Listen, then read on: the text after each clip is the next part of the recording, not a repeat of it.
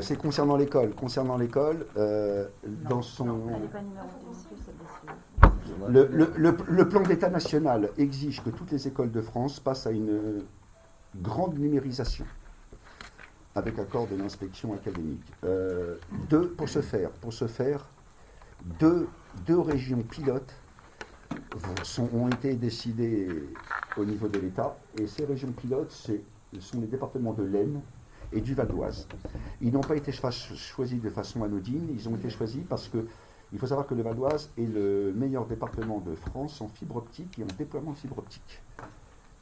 C'est le seul département de France, je n'irai pas au-delà parce que je ne sais pas les dom-toms, mais c'est le seul département qui est entièrement fibré à 100%. Ce qui ne veut pas dire que les gens sont entièrement raccordés à 100%. Mais ce qui veut dire que dans le transport de fibres, il passe dans toutes les communes du Val d'Oise.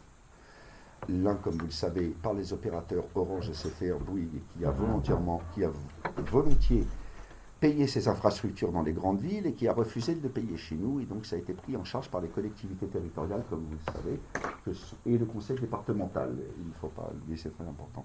De ce fait, on a été choisi pour commencer l'école numérique et l'inspection académique nous donne un nouveau tableau numérique interactif. Mais il ne nous donne pas le raccord à la fibre. Non. Donc, avec monsieur Dominique Loiseau, qui est en charge un peu de tout ce qui est fibre optique et tout ça, je lui ai demandé qu'il se mette en rapport avec Orange, parce que vous savez que la mairie est fibrée, et que l'école ne l'est pas encore. Ah, c'est fibré, là, on a eu la fibre. Oui, on l'a eu depuis... je ne l'avais pas donné, cette information? Non, parce que la dernière fois, au dernier conseil, on ne l'avait pas. Ah bah oui, on ne l'avait pas. Ah, oui, excusez-moi. Oui, donc on s'est prévu, effectivement. Ça fait 15 jours, 3 semaines. Oui, donc voilà, on a la fibre. Oui, chez Orange. On aura la fibre à l'école. Le tableau numérique actuel de l'école est une école numérique rurale qui avait été décidée en 2012 ou 2010, qui est obsolète, qui a été jamais remis à niveau. Le PC, n'en parlons même pas. Donc nous allons quand même le démonter. Et comme le rétroprojecteur il fonctionne, j'ai demandé à l'institutrice du cycle 3, parce que oui, on va installer la nouvelle école numérique dans le cycle 2, donc de la directrice. J'ai demandé à l'institutrice du cycle 3 si elle voulait quand même un rétro, et elle est très intéressée. Donc on jette rien, on récupère l'ancien système, on le met dans la classe du cycle 3, CM1, CM2, parce que l'institut, elle veut faire des projections, elle veut faire des choses. Et on remet le nouveau tableau numérique interactif avec son projecteur et le PC de l'institutrice dans le bureau dans l'école de la classe du cycle 2, excusez-moi. Voilà. Donc voilà ce qui est et ça pour 0 €, c'est-à-dire qu'ils payent tout, mais ils en payent, contrairement à moi, ils en payent l'installation. J'ai posé une question, j'ai dit quid de la maintenance, parce que c'était une visioconférence. Bonne question. On m'a dit, écoutez, monsieur le maire, la maintenance, ça devrait bien se passer parce que nous avons une plateforme de garantie pendant 4 ans. Alors je dis, c'est déjà 4 ans, j'avoue que c'est bien. 4 ans, c'est bien, garantie, intervention pendant 4 ans. Et au-delà de ces 4 ans, donc il m'a été répondu, l'éducation nationale y réfléchit. Donc je peux... Ouais, ils ont 4 ans pour réfléchir. Ça devrait aller. 4 ans pour réfléchir. C'est un peu limite. Voilà. Donc on sera équipé au maximum le 15 janvier. Donc on va pendant les vacances de Noël, d'ailleurs je vais demander à M. Bouki s'il peut venir nous aider. Il va falloir qu'on démonte l'existant pour faire la place. Ouais, voilà. Ouais, je pense qu'on en a une après-midi, c'est bon, on démonte l'existant pour faire la place, on le remonte dans la nouvelle classe. Et de classe à quand voilà. 24 décembre. Non, je dirais ça. Autre chose que je voulais vous donner pour information, je n'ai pas encore commencé, mais je souhaite, vous savez que dans notre programme, nous avons dit que nous étions toujours favorables à la sécurisation de l'école, premier point. Et nous avons dit aussi que nous voulons rénover la rue Saint-Didier. Donc pour ce faire, je vais commencer à me renseigner auprès des architectes du bâtiment France, de M. Béon, parce qu'il me faut son accord. Je vais me renseigner aussi en AMO, parce qu'il nous faut absolument une AMO pour faire ce travail. L'AMO, la communauté de communes, elle est toujours avec la même AMO et avec surtout ce qui m'intéresse à la communauté de communes. Mais je ferai quand même des devis autre part pour avoir une idée de ce que pourraient coûter les travaux comme ça. Je dis ça, pourquoi je dis ça? Parce que lorsqu'on nous avons fait la tuilerie, je vous l'avais dit, je crois, il me semble, nous avions fait 3 devis, des entreprises qu'on ne connaissait pas, et nous avions un travail à la tuilerie qui s'échelonnait entre 125 000 et 145 000 euros hors taxe. Quand on a vu ça avec la communauté de communes, qui est un gros contrat d'affaires parce qu'ils font un appel d'offres, ils sont dans un marché cadre, plus besoin de faire d'appel d'offres, ils sont dans le marché cadre, et quand eux, ils nous l'ont chiffré par contre à 97 000 euros hors taxe. Alors moi, je suis resté un peu sur cette idée que c'était meilleur marché dans le groupement de commandes, mais ce n'est pas pour autant qu'on ne fera pas des devis pour savoir et avoir le chiffrage.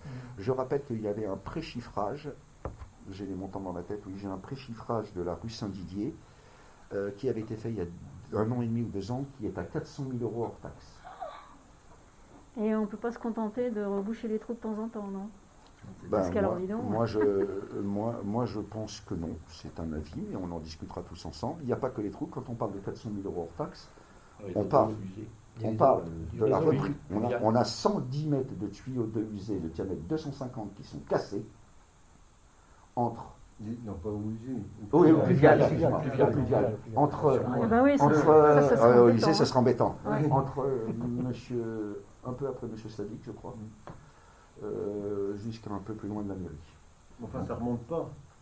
Ça passe sur la nappe de glaise, ça descend. Ça passe sur la nappe de glaise, oui, mais bon.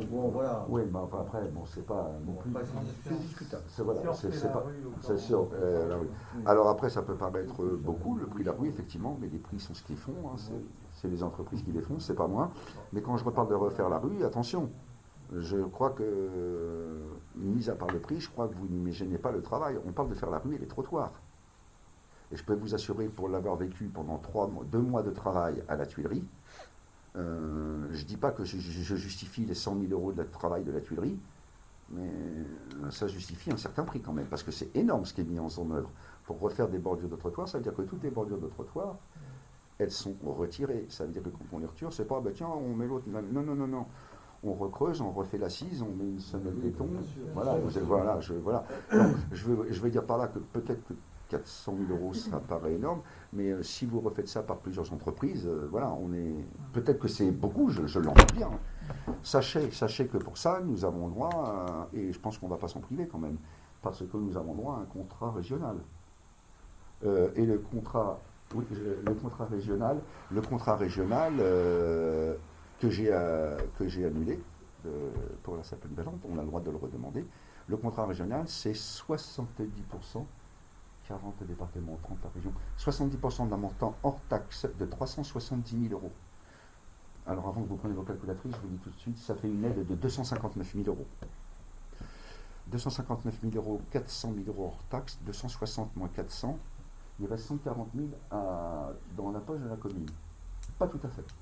400 000 hors taxe, 20% de 400 000 euros, ça fait 80 000 euros. Donc la commune de Pierru, il faudra qu'elle sorte 140 000 plus 80 000 euros, 220 000 euros. Par contre, elle récupérera ce qu'on appelle le FCTVA. Nous payons 20% de TVA et nous sommes remboursés 2 ans après 16,465%. Donc sur les 80 000 euros de TVA, nous allons toucher 72, 73, je n'ai pas calculé effectivement. C'est une affaire qui va coûter à peu près 140 000 euros. Alors, à la commune, voilà, ça, tout le monde, oui, ça c'est certain, il y aura des subventions départementales qui vont en faire que ça ait un coût qui sera payé par le département. Mais le département donne ses subventions, il les donne à toutes les communes. Hein, on aurait tort de s'en priver. Quand je dis département, plus c'est département, plus région, parce que j'ai parlé d'un contrat rural. Un contrat rural peut être demandé tous les 3 ans. Et nous en avons pas, si, nous en avons demandé, mais je le fais annuler. Et c'est là que j'embraye tout de suite sur les subventions. Nous avions fait une délibération qui annulait les subventions, vous vous rappelez, qui pour annuler le projet de la salle polyvalente. Et nous avons remboursé, nous en tous les cas, les 15 280 euros, parce que quand j'ai écrit au service de l'État que j'annulais le projet, ils ont été à une vitesse impressionnante pour nous demander le remboursement de l'argent. Et ils me l'ont pas dit ils me l'ont même pas dit au début par mail, ils me l'ont dit par téléphone tout de suite. Très bien, c'est en cours. Et la comptabilité étant ce qu'elle est, parce que il faut que vous sachiez que les comptabilités dans le Val d'Oise sont très en colère parce que on vient de supprimer 4 bureaux comptables, 4 trésors publics sur 6. Donc ils sont assez débordés, ils n'arrêtent pas de m'appeler, je n'ai pas reçu, j'ai pas reçu. Je comprends bien madame que vous avez reçu à la préfecture, mais moi je peux vous dire qu'en tous les cas, nous avons fait le nécessaire, et j'ai même appelé ce matin notre comptable du Trésor qui m'a dit, oui c'est dans les tuyaux, mais qu'est-ce que vous voulez que je fasse moi? Voilà. Donc, excusez-moi, je parle beaucoup. Vas-y Christian. Je voulais dire par rapport aux travaux de la voirie sur Saint-Didier, il y a quand même un sujet qui est celui de la circulation, donc il faut mener les deux en parallèle. Hein. C'est-à-dire que c'est pas la peine d'avancer trop vite sur les travaux si au niveau circulation on n'a pas déjà réglé, enfin avancé aussi avec les riverains, les agriculteurs, enfin, je sais pas, mais certainement pas mal de monde concerné par le sujet. Oui. Il y a le carrefour, il y a le fait que des fois quand toutes les voitures sont stationnées là, c'est vachement compliqué de descendre et de se croiser. Il y a des décisions importantes à prendre et c'est sensible. Pour les riverains et pour ceux qui passent. Christian, tu en parles un peu ou n'en parles? Bon, vas-y. On a réuni la commission circulation avec Dominique, il y avait quoi, Christian? Et avec moi-même. On a vu pas mal effectivement de problèmes, pas mal d'idées ont surgi. On a même demandé à quelqu'un qui nous semble, moi ça ne me semble pas, qui est pour moi un expert extérieur du conseil municipal, qui est M. Martineau. M. Martineau nous a donné ses appuis sur beaucoup de problèmes de signalisation non conformes dans la commune, sur signalisation à refaire, sur les arrêtés. Il nous a dit pas mal de choses qu'il fallait remettre en ordre, dont je vais m'occuper. Et la commission circulation a décidé effectivement de revoir tous les problèmes dont tu viens de parler. Et moi, j'ai soumis même une idée, je leur ai demandé de réfléchir. Je sais pas ce que vous pensez, mais je ne suis pas du tout d'accord avec le sens de circulation de la rue de l'Église, de la rue du Pressoir et de la rue des Bruyères.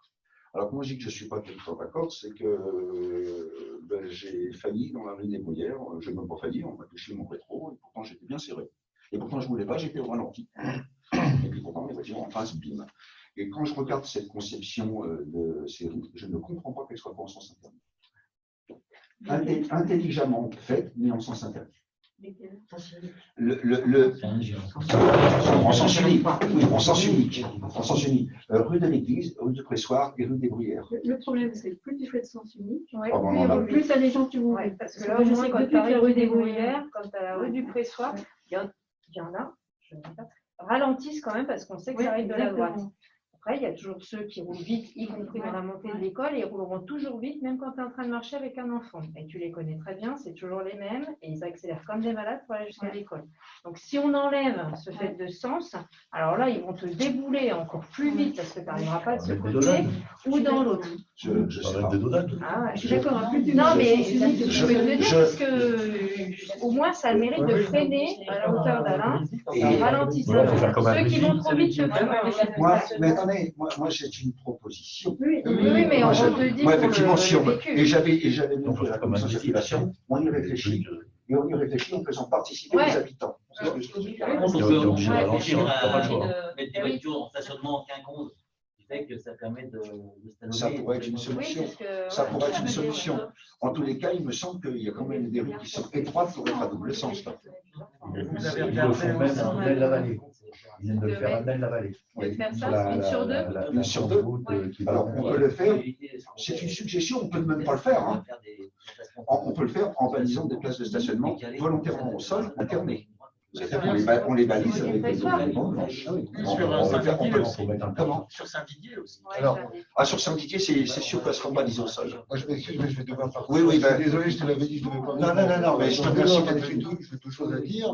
Donc, la première, c'est que rue Saint-Didier, je souhaiterais, parce que oui, en 1985, quand la rue Saint-Didier fut refaite, je me suis battu pour qu'on garde les bordures en grès qui sont éternelles devant chez moi et rue de l'Église, ce qui a été fait. Donc, je souhaiterais, si c'est possible, que ces bordures en grès, qui sont quand même l'histoire du village et de la ruralité, restent en place. Et sur les petites choses en face chez moi, parce que c'est très joli et que c'est inaltérable. C'est-à-dire que ça fait des décennies que c'est là et c'est toujours là, c'est pas cassé. Parce que ce qui se passe dans tout ce que je vois, ce qui est refait dans les contrats ruraux, etc., ce sont des bordures qui sont des pierres de taille qui viennent d'Inde, hein, qui sont faites par des enfants bien d'ailleurs. Tu sais pourquoi c'est celle-ci que j'ai choisi. Donc, voilà. Donc je souhaiterais que ce soit ça. Et puis je pense que pour la circulation, je pense que le problème avec Épirus, c'est pas la circulation, c'est les parkings. Ouais. Je suis d'accord. Donc je suis d'accord pour en discuter un autre jour. Là, il y a le. Je vais rapidement répondre sur les bordures en vrai. Je partage le même avis. Mais je sais, Birahim, je sais bien. Merci, messieurs, dames. Je peux vous laisser rentrer, je suis vraiment désolé. On est vraiment on est en conseil municipal. Excusez-moi, je suis bavard, je